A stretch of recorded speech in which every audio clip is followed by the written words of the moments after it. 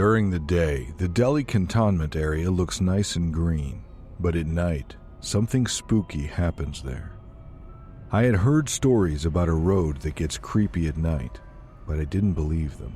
I thought people were just making up exciting stories, but I was wrong. One night, it was very dark as I drove along that road. I had stayed too long at a friend's party, and now I had to go home using that road. Even though I tried to ignore the scary stories, I couldn't help but feeling a bit scared. It was 1 a.m., and I laughed at myself for being scared of a ghostly woman. But then, on a quiet part of the road, something made me hit the brakes suddenly. A woman in a white dress was standing by the road. I felt scared, but also sorry for her. Her hand was out like she needed help. I felt nervous, but decided to take a chance. Maybe she was lost and needed help. I slowed down and opened the car window. She looked sad and scared, and her voice was soft when she asked, "Can you give me a ride?" Before I could answer, there was a loud scream. She turned her head to look behind her, and her eyes got big with fear. Without thinking, I pressed on the gas and drove away as fast as I could. In the mirror, I saw her getting smaller and disappearing. I thought I was safe, but then she appeared in front of my car. I hit the brakes hard and my heart raced. It was her again, the lady in white. She looked at me with empty eyes, like she was looking into my soul. Then she disappeared into the darkness. I was so scared. I realized I had almost been caught by a ghost. She wasn't just a story. She was a sad spirit stuck in a never-ending cycle of death. The stories were true, and I was now a part of the horror. After that night, I never drove on that road between 1 and 4 a.m. The noise of this city can't make me forget her eyes and her desperate request.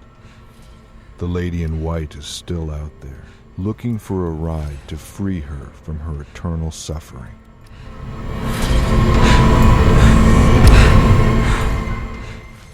On a very dark night, I bravely but nervously started a spooky journey into Slaughterhouse Canyon. It had a super scary story, the kind that makes you feel really scared. I remembered the stories as I went into the dark canyon, but I wanted to face this made-up story. The past stories echoed in the rocky walls as I walked carefully. It was a story from a long time ago about a family during the gold rush who went through something really bad. The dad went away one day to try to help his family, but it made things worse. Each step into the canyon made me feel more worried. The darkness seemed alive, and the sound of leaves made me feel cold. I kept going because I was curious and scared, even though the scary story was hanging over me. Suddenly, a sad cry filled the silence, bouncing off the canyon walls. They said it was the sad cry of a mom who lost her mind. My heart raced and I couldn't move. The sound felt really old, like it reminded everyone of the bad things that happened there long ago. I wanted to find out the truth, so I followed the sound, my steps sounding loud. Each step felt like it took forever, but I couldn't stop until I found where the sound was coming from. The night felt like it was holding its breath, waiting for me to get to the heart of the scary story. Finally, I stood by a river, with moonlight making everything look weird. There was a person in a wedding dress, and the story said it was the mom who went crazy and did something really bad there. The place felt heavy with the story, and I knew I was at the center of it. The sad cries kept going, mixing with the sound of the river. I felt really sad, like I was connected to what happened in the past. The story didn't feel just like a story anymore. I felt like I was with the people who went through the bad stuff. As the night got even darker, I went back, still feeling the scary things from the encounter. The story of Slaughterhouse Canyon felt real, and the sadness of the mom, along with the darkness, left a strong memory.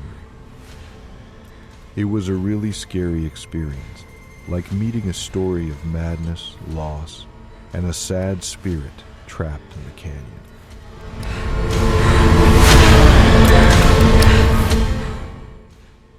One crisp autumn afternoon, my friends and I decided to go on an adventure at Lake Lanier.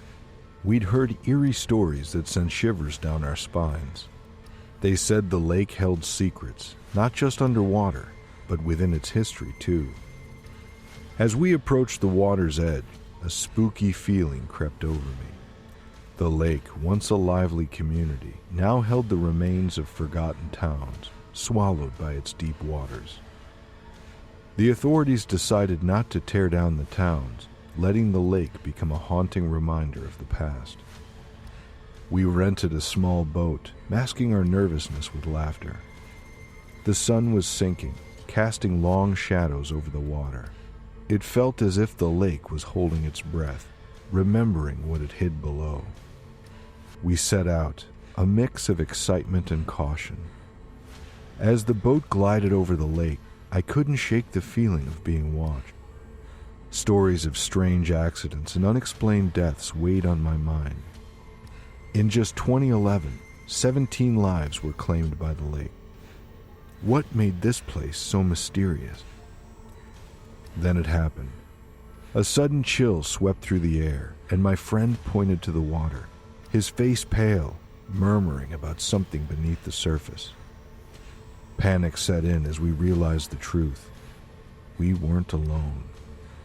Others had reported feeling ghostly arms and legs brushing against them, a spectral touch that disappeared as quickly as it came.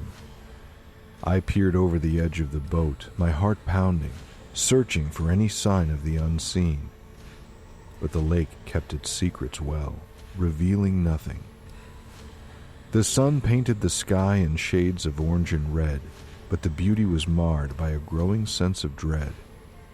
The spirits of the past, those who had lived in the towns now hidden below, seemed to linger on, restless and unsettled. It was as if the lake itself mourned the loss of these communities. We quickly made our way back to the shore, the weight of the legends and the ominous presence on the lake becoming too much to bear. That night, as I lay in bed, I couldn't shake the feeling of those unseen arms in the water, a reminder that the past is never truly gone, and some secrets are best left undisturbed in the depths of Lake Lanier.